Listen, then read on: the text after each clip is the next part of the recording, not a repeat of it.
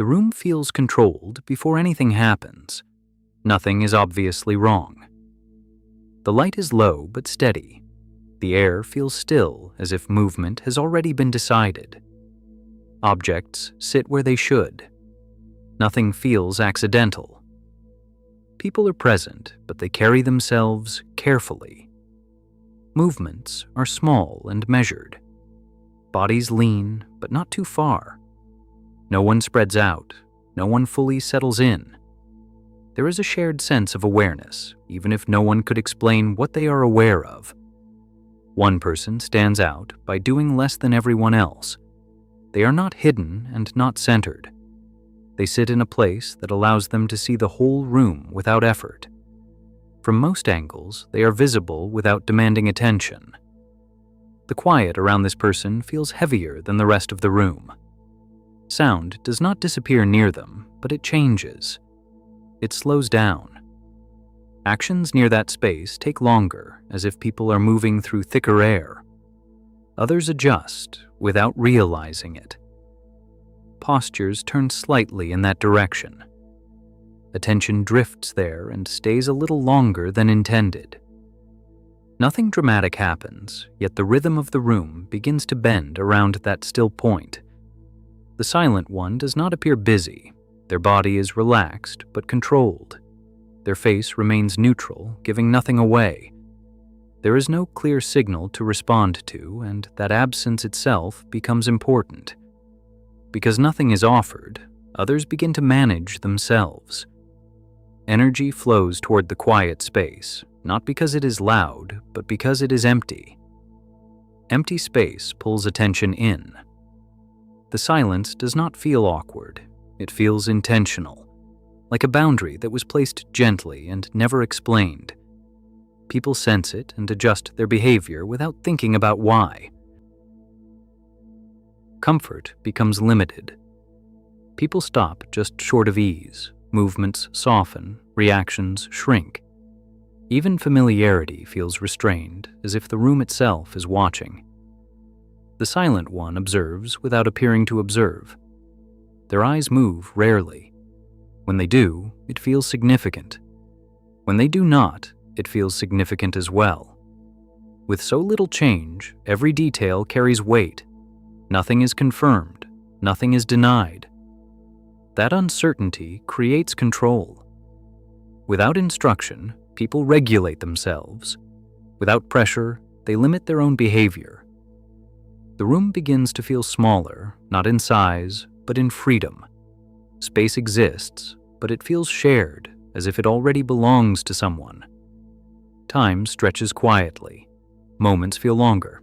Actions feel heavier. The silent one remains unchanged. They do not compete for attention. They do not need to. Attention circles them naturally, drawn by stillness. When they eventually leave, the room loosens slowly. Movement returns first, then sound, then ease. But the change is not immediate. Something lingers, a memory of restraint, a habit of caution, a shape the room learned to hold. The silence is the last thing to go. This is where Jung would look, quietly and without urgency. Not at what fills the room, but at what never appears. Not at what is shown, but at what is carefully kept out of sight. The silent one does not feel empty. They feel contained. Something is held back, wrapped tight, and placed deep inside. The calm on the surface is not natural ease. It is control learned over time. Jung would not ask what this person thinks. He would ask what they refuse to feel. In family spaces, silence is rarely accidental. It forms early. It grows where expression is risky, where emotions bring consequences, where attention arrives only when things are managed, not when they are honest. The silent one learned that staying quiet kept things stable. Not better, just stable. Noise made problems visible. Feelings made others uncomfortable. So feelings were pushed down. Over time, that pushing became a habit.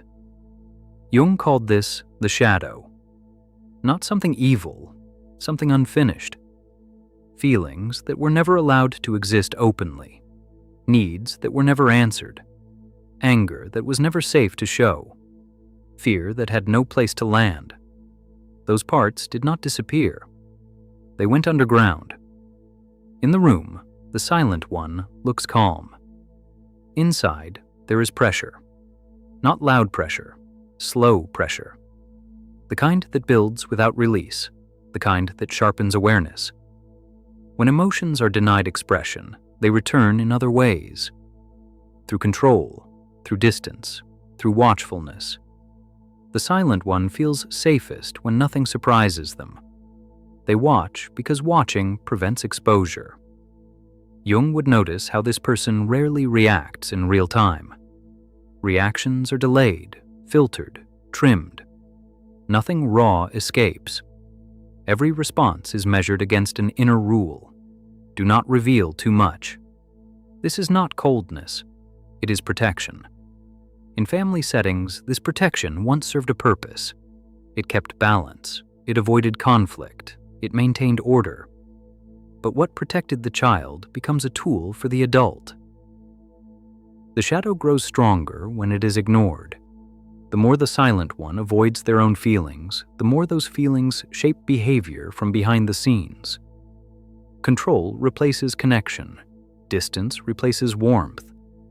Others sense this even if they cannot name it. They feel watched, not judged, observed. Like something unseen is tracking their movement. The silent one does not need to act. Their presence alone carries weight. Jung would say this is projection at work.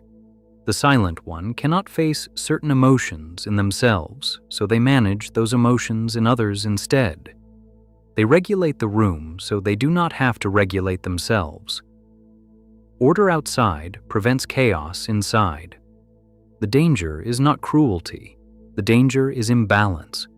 When one person carries all the unspoken weight, the room begins to revolve around them. Others adapt without understanding why. Emotional space narrows. The silent one feels strong here. Calm, in control. But Jung would see the cost. The shadow does not disappear just because it is managed well. It waits. And the longer it waits, the more power it gains. This is why the silent one never fully relaxes. Relaxation would mean letting go. Letting go would mean something might surface, a feeling, a memory, a need. So stillness becomes a strategy. Jung would not condemn this. He would recognize it.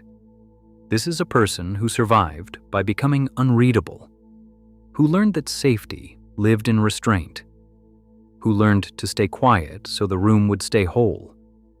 But what once protected now shapes everything. The shadow is not loud.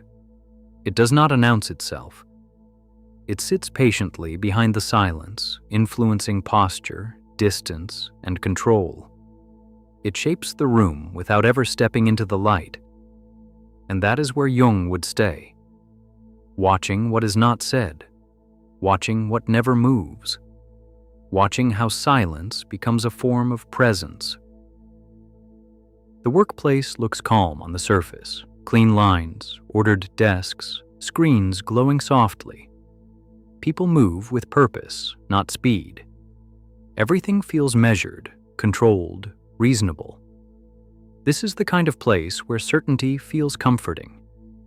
Nietzsche would notice that immediately. Not the work itself, but the confidence behind it. The way people sound sure of what they are doing. The way hesitation feels out of place here. People do not just act, they justify. Every choice has a reason. Every decision comes with a story about why it is right, why it is fair, why it makes sense. Nothing stands alone. Everything is explained before it is questioned. Nietzsche would listen carefully to that language. He would hear how often people describe themselves as responsible, professional, correct. He would notice how quickly those words appear when tension rises, how easily they calm the room. The silent one understands this environment well. They do not argue openly. They do not challenge ideas directly. They rarely raise their voice. Their strength comes from alignment. They stand close to what is already accepted as good. Nietzsche would recognize this move. Morality used as shelter. When the silent one supports a decision, it feels safe. When they hesitate, the room slows down. When they remain quiet, others rush to fill the gap with explanations. No one wants to look unreasonable. Here, being right matters more than being honest. Being correct matters more than being clear. People learn this without being told. They watch what is rewarded and what is quietly pushed aside. Nietzsche would see how morality becomes a tool. Not morality as kindness, but morality as structure. As something that keeps everyone in line without force. Words like fairness and teamwork sound harmless, but they carry weight. They shape behavior. They limit movement. The silent one rarely needs to push. They let these values speak for them. If someone resists, the resistance looks selfish. If someone doubts, the doubt looks weak. If someone disagrees, the disagreement feels inappropriate. Nietzsche would note how easily people turn against themselves. They explain their own discomfort. They apologize for their own hesitation. They adjust before anyone asks them to. This is not fear, it is belief. Belief that this system is good, that these rules are necessary, that this way of working is the right way. Nietzsche would be curious about that certainty, about how it protects those who know how to use it. The silent one benefits from this certainty. They do not dominate the room. They blend into its values. Their silence feels moral. Their restraint feels mature. Their distance feels professional. Others mirror this behavior without noticing. They lower their voices. They soften their objections. They frame their needs carefully. Nietzsche would see how power hides inside virtue. No one feels attacked. No one feels oppressed. And yet, options narrow. Movement becomes limited. Outcomes feel inevitable. The silent one does not need authority. Morality does the work for them. By the end of the day, nothing dramatic has happened. No conflict, no open control. Everything looks fair. Nietzsche would leave the room thinking about how clean it all felt, and how little space there was to breathe. A relationship looks simple from the outside. Two people in the same space, familiar routines, shared silence, nothing dramatic, nothing visibly wrong. But this is where control becomes most precise. Machiavelli would pay attention here, not to feelings, not to intentions. He would watch outcomes, who adjusts, who waits, who changes first. In close relationships, power does not announce itself. It settles quietly. It hides inside care, inside patience, inside calm. The silent one does not demand. They do not threaten. They do not argue loudly. That would be unnecessary. In this space, distance is more effective than force. Machiavelli would notice how little the silent one needs to do. They pause before responding. They delay decisions. They withdraw just enough to create imbalance. Nothing obvious, nothing that can be accused. The other person feels it first in their body. A need to fix something. A need to explain, a need to restore balance that was never openly broken. Machiavelli would recognize this immediately. Power works best when the other person carries the effort. The silent one rarely explains themselves. They do not clarify intentions. They allow uncertainty to remain. That uncertainty keeps the other person active. Questions begin to form, not spoken at first, then spoken carefully, then spoken often. The silent one listens. They do not rush to reassure. Reassurance would end the advantage. They let the tension sit. They let the other person fill the space with meaning. Machiavelli would say this is efficient. In relationships, whoever needs clarity less holds more power. Whoever tolerates silence better controls the pace. The silent one understands this without studying it. They do not chase, they wait. The other person adjusts their behavior, they soften their tone, they reduce requests, they become careful. Not because they are told to, but because they sense the imbalance. This is not cruelty, it is leverage. Machiavelli would not judge it. He would simply observe how effective it is, how little effort it takes, how stable the position becomes over time. The silent one rarely says no. They simply make yes harder to reach. Plans become uncertain, responses slow. Warmth appears and disappears without pattern. The other person learns to read small signals, a look, a pause, a change in rhythm. Soon, they are managing themselves. Machiavelli would note how power here is invisible. There are no rules, no commands, no clear violations. Everything looks calm, even caring. From the outside, the relationship appears balanced. From the inside, one person carries more weight. The silent one benefits from this arrangement. They remain composed, they remain centered, they never appear desperate. The other person feels invested. They work to maintain connection, they adjust expectations, they accept less and call it understanding. Machiavelli would see the pattern clearly. Power belongs to the one who can afford to lose more. The silent one could leave, or stay, or wait. All options are open to them. The other person feels the cost of every option. That difference shapes everything. In time, the dynamic stabilizes. The silent one's stillness becomes the center. The other person orbits around it, not because they are weak, but because they are trying to preserve closeness. Machiavelli would leave this scene knowing something important. In relationships, control does not come from dominance, it comes from restraint. The silent one does not take.